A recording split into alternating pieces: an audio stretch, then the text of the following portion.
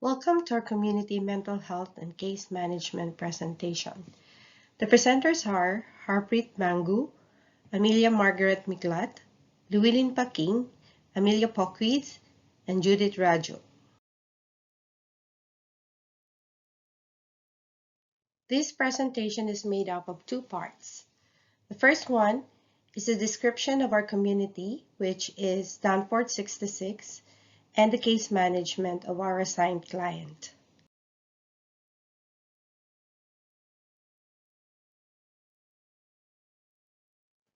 In the case management, our group decided to use the nursing process in establishing the plan of care of our client. The first step is the assessment process, wherein we collect data and analyze the problem.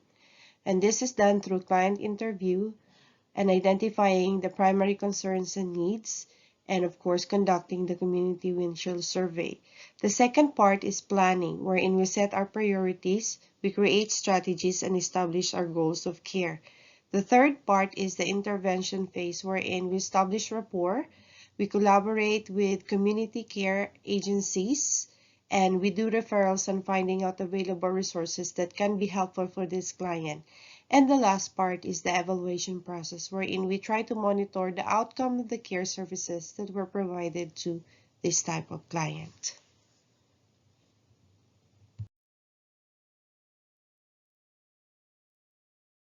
The Danforth area, Toronto-Danforth, formerly Broadview-Greenwood, is a federal electoral district in Ontario, Canada, that lies to the east of downtown Toronto.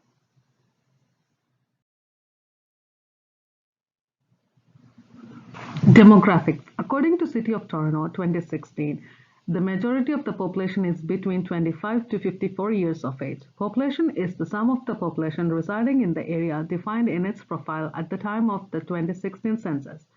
Population counted in the census included Canadian citizens and landed immigrants with a usual place of residence in Canada and non-permanent residents living in Canada.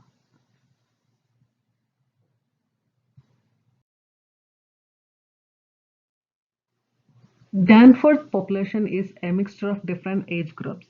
Population does appear to be quite homogeneous, with lots of young professionals in town.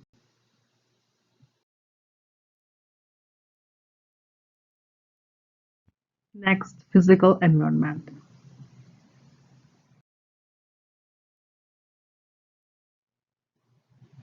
Danforth is an old area of Toronto City. For years, this was the cheaper side of Toronto. But now with the historical landmarks, five-star restaurants, different shops, beautiful parks, and side streets are attracting young generations towards this area. There are not many commercial industries in the area, so there is very low air pollution.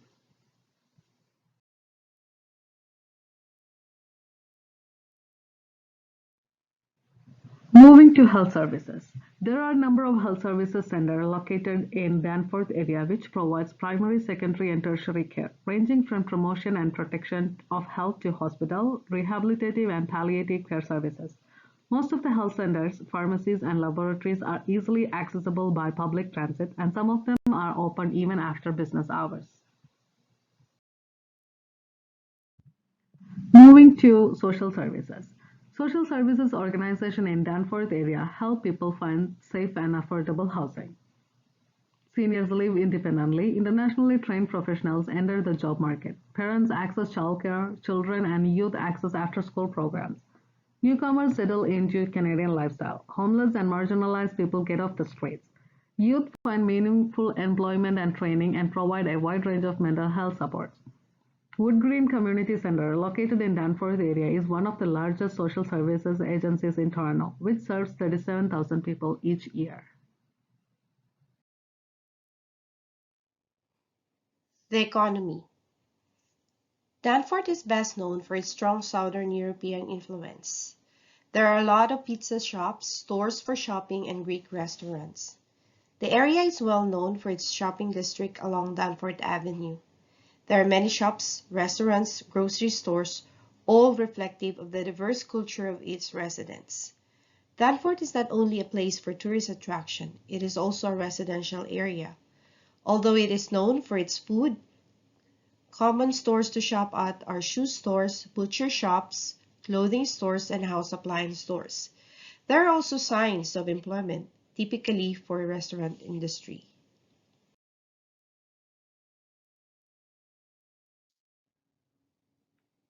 And what about public transportation?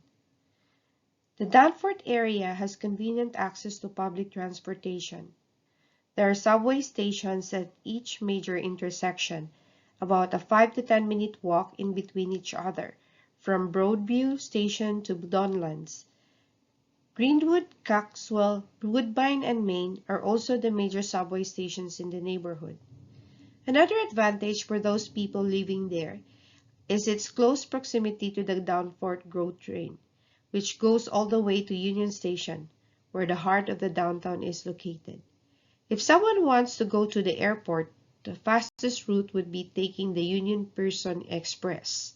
And for those who live a bit south or north of the Danforth, buses are frequently and quickly available, making the commute to a subway station very convenient.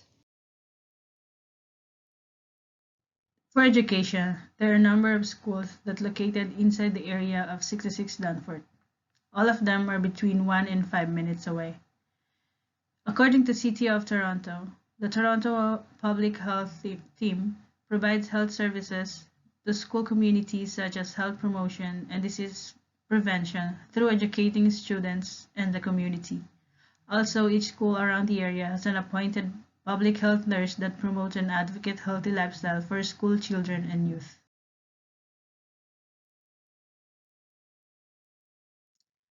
Recreation. There's a couple of parks in 66 Danforth that the residents that could enjoy.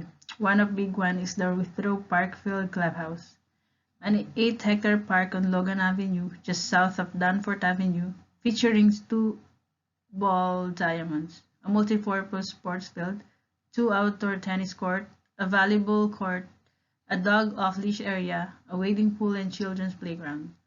In the middle of the park is the Withrow Park Outdoor Artificial Ice Rink.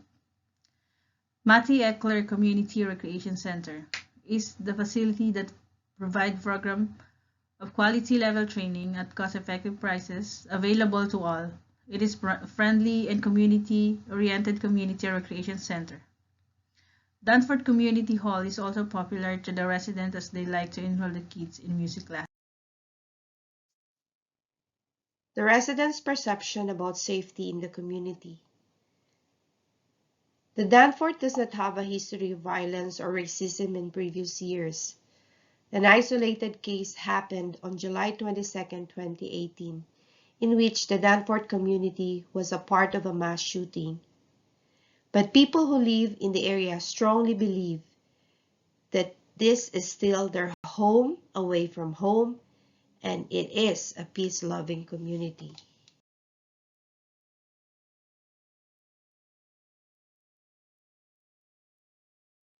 Case scenario: a 44-year-old single mother living on Ontario works in the Danforth area. The teacher of her 5-year-old son is concerned that he is showing signs of autism. Strategies to use with our client. Being a single mom with a son who has autism was clearly emotional, exhausting, and stressful. It was also striking for the single mom with the reality of being on her own, with a child to raise, bills to pay, a household to run, and only 24 hours in a day. Strategies might be needed and helpful in this kind of situation, and these are follows. Number one, be the nurse advocate. Connect patients to resources, help this mom and her son find resources to support their well-being. Be aware of resources in the community that can share with them, such as financial assistance, transportation, caregiver support networks, or helping them meet other needs. Number two, be an educator. Educate this family on how to manage their current situation to improve the quality of their everyday life is an important way we nurses can make a difference. Community health nurses can also facilitate client learning through teaching that could help to meet their needs. Number three, be an effective leader. Community health nurse should guide and encourage this family to take the initiative to explore options and make decisions to enable goal achievement. Number four, set boundaries and expectations. Healthy boundaries are crucial components of healthcare, self-care. That's because in works or in our personal relationship, poor boundaries leads to resentment, anger, and burnout. Because of setting boundaries, we can help this mom make decisions based on what is best for her, not just the people around her. This autonomy is an important part of self-care. Another strategy is to work in collaboration with the other members of the healthcare team. Referral of case appropriate help agency. How to build a trusting relationship with our client. The College of Nurses of Ontario Practice Standard for the Therapeutic Nurse-Client Relationship 2006 states that one of the components of establishing a successful relationship with a client is establishing trust. Trust means the person relies on you because you are there to advocate, to protect, and assist the client. And these are the ways we believe are very important in establishing rapport and a trusting relationship with this type of client. Number one, effective communication. The foundation in establishing a professional relationship is using a language which is respectful and culturally appropriate. As nurses, we must listen actively to the client's concerns, wishes, and preferences. Number two, setting appropriate boundaries. We have to know our limits and boundaries. As a nurse, we need to keep our relationship with our client professional and not personal. We have to avoid being in authority or seeing ourselves as a person who has more power on our client, which can often result to misuse of power and abuse. We work in partnership with our client to meet their needs and allow them to participate in making decisions in their plan of care. Number three, showing respect. As a nurse, we need to promote our client's dignity, worth, and value her as a unique individual regardless of her situation, her socioeconomic status, and her health-related problems. We need to respect the client's right to informed choices, autonomy, privacy, and confidentiality, specifically of the information she may want to share with us. We need to let the client know also that as a nurse, it is our responsibility to share all the pertinent information to the other members of our healthcare team, which will always benefit her and in order for us to provide holistic care. Number four, showing professionalism by providing non-judgmental care. Number five, keeping our promises to our client. We have to make a follow-through. We have to do what we say we are going to do. If we do not do, or if we do not know the answer to any question, we just say, I don't know, but I will try to find out. Number six, we need to advocate for a client, and we need to empower them to use their potentials that can help solve the issues at hand.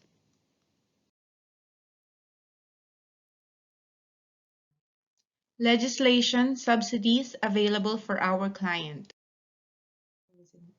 In the City of Toronto, there are many community programs available for children and families. Legislations that support this are the Number 1. Ontario Child Benefit Equivalent Act of 2009. The Ontario Child Benefit provides direct financial support to low to moderate income families, whether they are working or not. It helps parents with the cost of raising their children. Number 2. Ontario Works Act of 1997. The client is living through Ontario Works, which provides money for food, shelter, child care, medical expenses, and other costs to people in financial need. There are also other benefits and subsidies that our client could access for her child, like Number 1. Transition Child Benefit and Ontario Child Benefit. Most families on social assistance with children under 18 also receive the monthly Ontario Child Benefit. Parents on Ontario Works not yet receiving OCB payments may temporarily receive the Transition Child Benefit. The maximum TCB per child is $230 per month. The amount you receive depends on how much OCB you get. Number 2, the Child Disability Benefit. It is a tax-free monthly payment made to families who care for a child under age 18 with a severe and prolonged impairment in physical or mental functions. People who are eligible for Ontario Works receive a monthly amount and may qualify for additional amounts or programs including the benefits listed below. Since the child is reported to show signs of autism, it's better to gain referrals to specialists. Other services and supports for children with autism are: number 1, Special Services at Home Program. The program helps families pay for special services in or outside the family home as long as the child is not receiving support from a residential program. For example, the family can hire someone to help the child learn new skills and abilities, such as improving their communication skills and becoming more independent. Provide respite support to the family. Families can get money to pay for services that will give them a break or respite from the day-to-day care of their child. Number 2, Assistance for Children with Severe Disabilities Program. This program provides financial support for low to moderate income families to cover some of the extra costs of caring for a child who has a severe disability. Nursing consideration and assessment tools. Nurses should be aware of the basic principles of effective components of intervention and be prepared to offer educated advice about autism. There are many tools to assess autism in young children. Usually they rely on two main sources of information: parents or caregiver description of child's development and a professional observation of the child's behavior. The following screening and diagnostic tools are designed to help identify children who might have developmental delays. Modified checklist for autism in toddlers. It is a parent-completed questionnaire designed to identify children who are at risk for autism. Screening tool for autism in toddler and young children. This is an interactive screening tool that consists of activities such as assessing play, communication, and imitation skills. Diagnostic tools. Autism Diagnosis Interview. It is a diagnostic instrument for assessing autism in children and adults. Autism Diagnostic Observation Schedule. A semi-structured standardized assessment of social interaction, communication, play, and imaginative use of material for individuals suspected of having autism. Childhood Autism Rating Scale. Brief assessment suitable for use with any children over 2 years of age. Gilliam Autism Rating Scale, 2nd edition. It assists teachers, parents, and health workers in identifying and diagnosing autism in individuals aged 3 to 22 years and help estimate the severity of child's disorder. Local resources for a client who has a child with autism. Autism is now recognized as the most common developmental disorder in children. There is no known cure for autism, but structured early interventions combined with appropriate education programs can provide children with autism with the skills necessary for successful integration. Support and information for families, professionals, and caregivers is also essential. Following are the appropriate programs and supports that can help the individual with autism to become active and contributing member of their communities. Wood Green Parent Outreach Program. It is located in Danforth area that provides in-home support for parents of children with developmental delays such as autism. A support worker comes to visit in the home every week to share some home-based strategies and information. My Autism Team, Ontario. It is a social network for parents of children with autism. Parents can get the emotional support from others like them and gain practical advice and insight on managing treatments or therapies for autism. Safeguard Children's Service Training. It includes workshop topics such as managing risk of violent behavior, childhood anxiety, treating self-injury, anger control training, social skill training, assessment and intervention through game therapy, and more. Autism Society Ontario Metro Toronto Chapter. It represents and serves families and individuals in Metro Toronto area.